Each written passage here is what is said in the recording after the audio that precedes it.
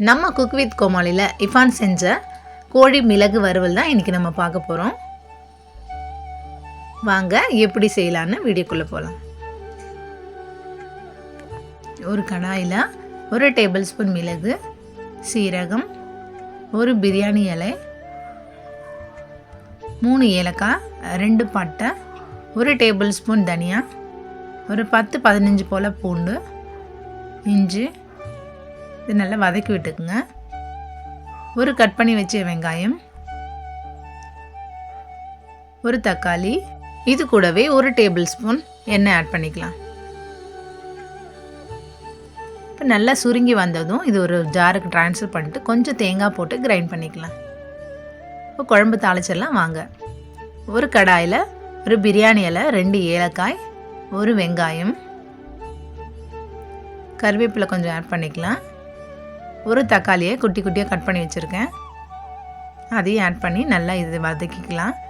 கொஞ்சம் உப்பு, மஞ்சத்தூள், நம்ம அரைச்சி வச்ச விழுதையும் இதில் ஆட் பண்ணிக்கலாம்.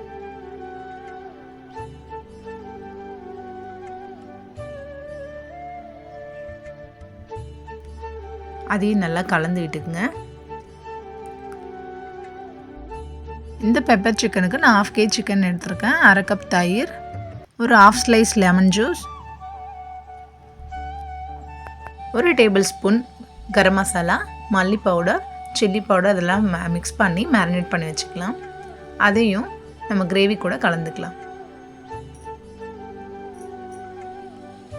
இது கூட கொஞ்சம் புதினா. இந்த சிக்கன் எல்லாம் பாயில் ஆகிறதுக்காக கொஞ்சமாக தண்ணி ஆட் பண்ணிக்கலாம். தண்ணி நல்லா சுருண்டதும் நம்ம கொத்தமல்லி போட்டு ஸ்டவ்வை ஆஃப் பண்ணிக்கலாம்.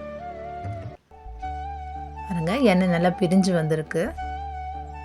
இது கூட நீங்கள் மேலே கொஞ்சம் பெப்பர் ஆட் பண்ணாலும் ஆட் பண்ணிக்கலாம். எங்கள் வீட்டு குழந்தைங்க இருக்கிறதால நான் ஆட் பண்ணல,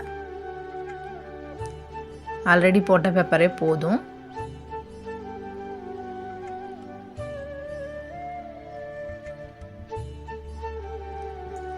இந்த கோழி மிளகு வறுவல் நம்ம பிரியாணிக்கு, ஒயிட் ரைஸ்க்கு, சாம்பார், ரசம் எல்லாத்துக்கும் சூப்பரான காம்பினேஷனாக இருக்கும். ட்ரை பண்ணி பாருங்கள்.